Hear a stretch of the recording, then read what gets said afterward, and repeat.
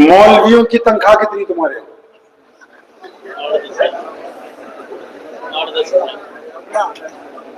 15, 10, 8,000। आप जो प्रधान है सारे कोशिश करना है कटोरी में पानी लेके, अगर उसमें डूबने की कोशिश करें। अब बात तो आपको पूरी पता होती, लेकिन वो कहावत है ना भी जिन्ना को पता है इस्लाम का क्या संदेश है भाई, नहीं पता ना। अगर हमारा कोई हिंदू सिख भाई पूछे कि इस्लाम का क्या मतलब है तो क्या बताओगे? नमाज पढ़ते।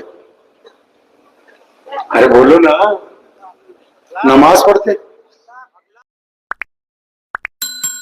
वो हम सब की माँ मोहम्मद सल्लल्लाहु अलैहि वसल्लम की जो बीवी है अम्मी खदीजतुल कुबरा रज़ियल्लाहु ताला, और फिर सैयदना अबू बकर सिद्दीक रज़ियल्लाहु ताला, गुलामों में सैयदना बिलाल, बच्चों में मौला अली करमुल्लाह वजहू। लेकिन यहां एक मजे की बात आपको बताता हूं, आप भी आजकल भूल गए होंगे। आपको पता है कि इस्लाम का संदेश क्या है? पता है? अरे पता है इस्लाम का संदेश क्या है भाई? चुप। पीछे इंदौर में भी कह के गया था, मौलाना मुफ्ती साहब बैठे हुए हमारे, हजरत जी, आपको पता है इस्लाम का क्या संदेश है भाई? नहीं पता ना। अगर हमारा कोई हिंदू सिख भाई पूछे कि इस्लाम का क्या मतलब है तो क्या बताओगे? नमाज पढ़ते। अरे बोलो ना, नमाज पढ़ते हैं? बताओ। अब मैं तुम अलग अलग बंदे बोल रहे, मैंने पहले कहा आज जलसा नहीं हो रहा, आज सिर्फ बातचीत हो रही है, याद रखना बात। मौलवियों की तनख्वाह कितनी तुम्हारे?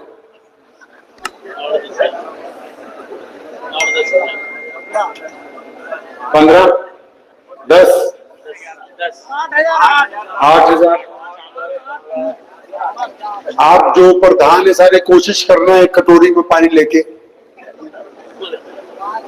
अगर उसमें डूबने की कोशिश करें। अब बात तो आपको पूरी पता होती, लेकिन वो कहावत है ना भी जिन्ना गुड़ पाओगे मिठा है जी। अब मुझे तो लगता है मौलवियों के साथ साथ बाकियों की भी हालत खराब है। ये इसलिए आप इसको हंस रहे हैं, ये इसलिए कह रहा हूं कि हमको मोबाइल कंपनी का चाहिए। किसका? कंपनी का। कार, जुगाड़ू कार खरीद लोगे? साढ़े पंजाब च पीटर रेड़ा कहने सी, रेड़ा आगे इंजन रखा होता है ना, उसमें आरसी उर्सी कुछ नहीं होती, बस एक इंजन रखा होता है, 4 टायर लगाए होते हैं, बस हवा में ड्राइवर होता है। तो कोई खरीदेगा उसको? मोबाइल कौन सा चाहिए जी? कंपनी का। गाड़ी, अरे बोलो भाई, कंपनी की। कपड़े, जूती, तो दीन, इस्लाम। केला बेचने वाला भी कह रहा है जी मैं बता दूंगा, डॉक्टर साहब भी कह रहे हैं मुझे ज्यादा इस्लाम का पता है, इंजीनियरों का और बुरा हाल हो गया था कि हम बताएंगे इस्लाम क्या है। चौधरी है जिसके पास अल्लाह ने पैसे ज्यादा दे दिए, वो कहता जी मुझे पता है इस्लाम क्या है।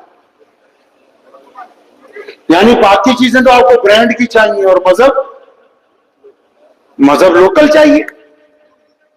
जब तक मजहब भी ब्रांडेड नहीं होगा, समझ लो ये बड़ी कीमती बात है।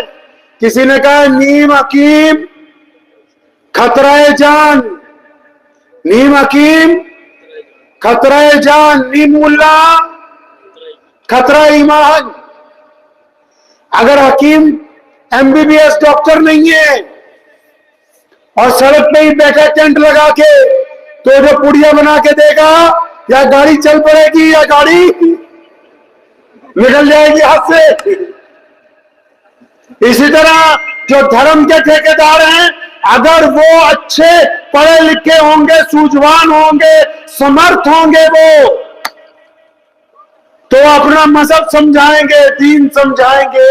और अगर वो सिर्फ उन्होंने पहनावा पहना होगा तो फिर मजहब खतरे में है, इस्लाम खतरे में कह के फिर एक दूसरे से लड़वा सकते हैं, दीन नहीं समझा सकते हैं।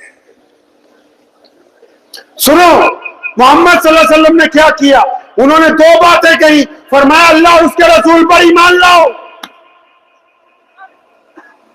तो पूछा लोगों ने कि या रसूलुल्लाह सल्लल्लाहु अलैहि वसल्लम आपके रब पर आप पर ईमान ले आए तो फिर हमें क्या करना होगा। तो उस वक्त तक नमाज नहीं आई थी, अभी रोजे फर्ज नहीं हुए थे, अभी हज नहीं आया था। तो मेरे और आपके प्यारे नबी मोहम्मद सल्लल्लाहु अलैहि वसल्लम ने कितनी खूबसूरत बात कही, फरमाया जो अल्लाह और उसके रसूल को मानता है उस पर लाजिम है कि वो दुनिया के तमाम इंसानों को बराबरी का दर्जा अदा कर देगा। इस्लाम कहते हैं इसको है सलामती,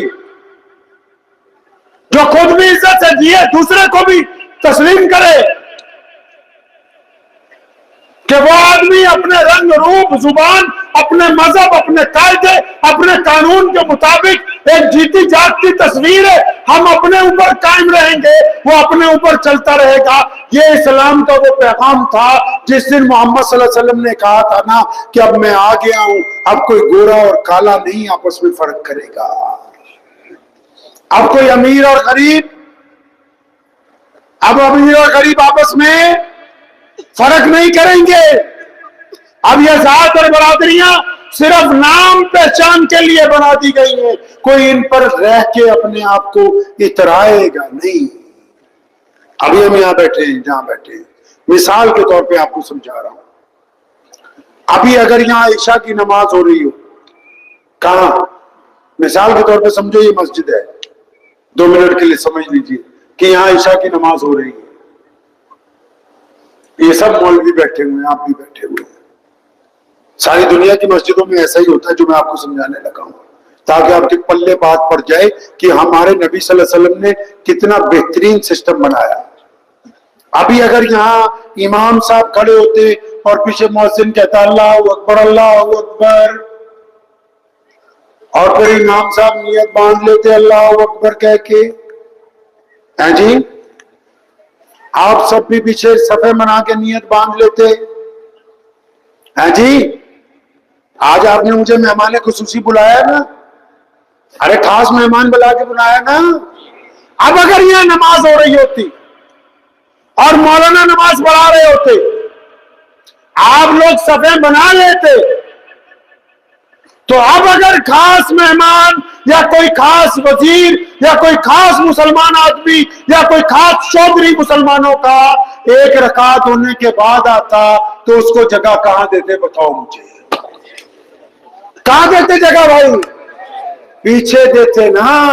और अगर हम 5 मिनट और लेट आते तो और पीछे, और अगर 5 मिनट और लेट आते तो और पीछे, और अगर फिर आखिरी रकात में आते तो जिस जगह इन मुसलमानों ने अपनी जूतियां उतारी हैं वक्त के इमाम को, वहां पर पीछे नियत बांधनी होगी, क्योंकि ये मोहम्मद का दीन है, इसमें किसी माई के लाल की जुर्रत नहीं है कि किसी गरीब को पीछे हटा के खुद आगे पहुंच जाएगा।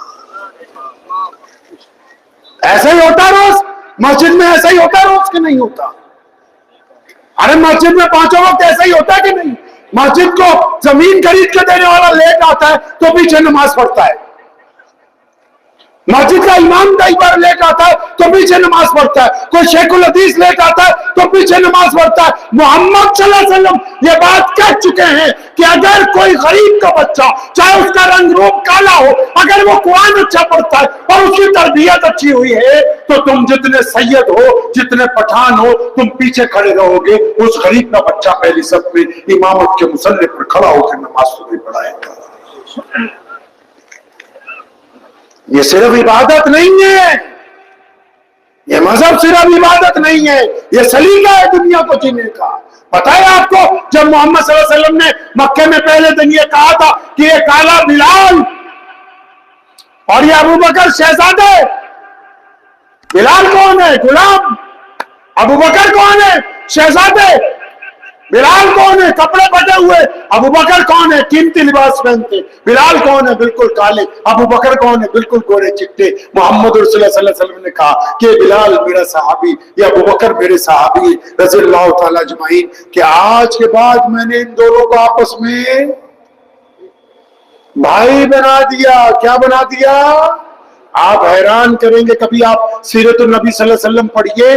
जब मक्के में मोहम्मद सल्लल्लाहु अलैहि वसल्लम ने अपना दीन शुरू किया ना, तो लोगों के लिए सबसे अट्रैक्शन की बात यह थी कि जो लोग मक्के में आते थे व्यापार के लिए या मक्के की बड़ी मस्जिद में, क्योंकि तवाफ सदियों से होता हुआ आ रहा है, जो लोग आते थे ना, जब उनको ये पता लगता था कि एक ऐसे नबी आ गए जो कहते हैं अमीर गरीब गोरा काला सब एक ही सफ में नमाज पढ़ेंगे, अब सब एक दूसरे के बराबर हो गए, तो अपने गांव में जाके शहर में जाके मीटिंग करते थे, ढिंडोरा पीट के भी इधर आओ तुम्हें एक हैरानी की बात बताएं। भाई हैरानी की बात क्या? कहते मक्के में एक ऐसे नबी आ गए जो अब ये कहते हैं कि दुनिया में तमाम इंसान एक बराबर है।